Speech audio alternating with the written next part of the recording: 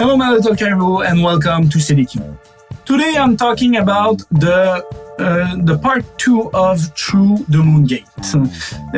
The first part of Trough the Moongate from Andrea Contato was about the first video game of Richard Garriott. So from Calbet, Ultima 1, all the way through Ultima 6, if I remember correctly.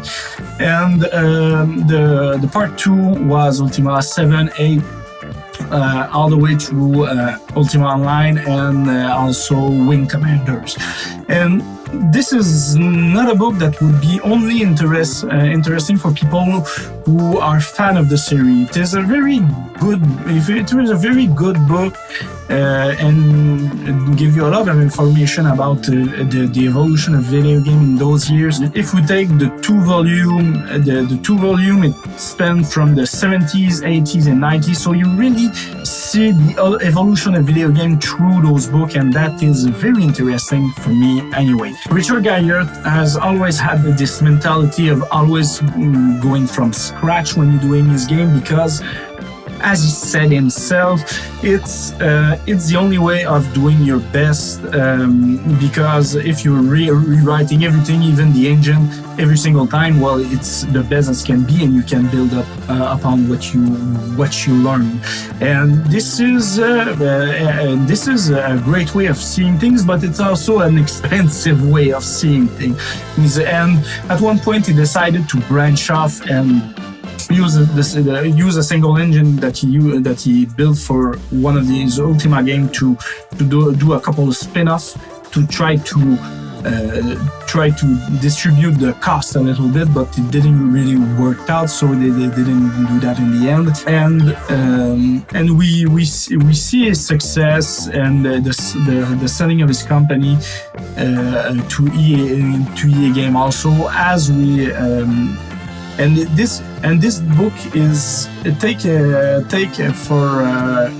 lot from the autobiography of Richard Garriott, which I also read. I don't know if I would have published it, because I didn't have at the date of recording this, I didn't have time to edit this one. So if it's out, I will put the link in the description.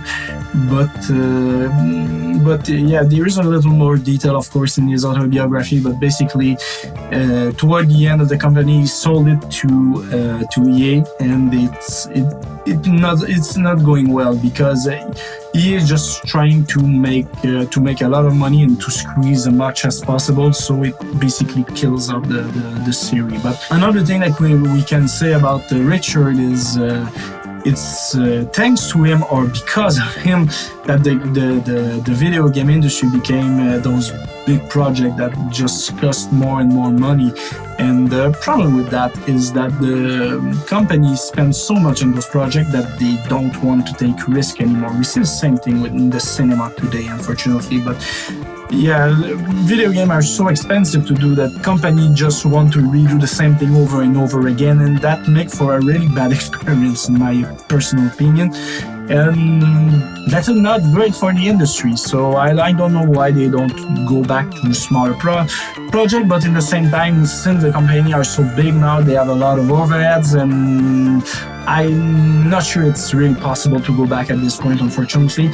But something has to be done. I'm not the right person to give solution. I just don't have them.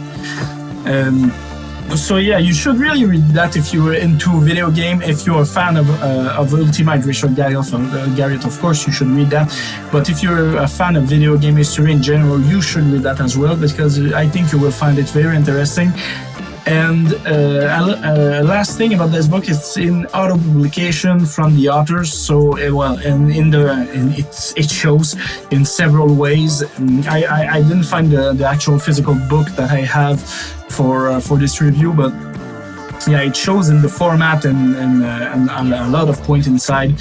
And probably that if it was published by a big publishing company, you would have cut a lot of things. but it's really well done for an auto-publication book and for a book in general about history, and I really suggest you read. So until next time for another book, ciao!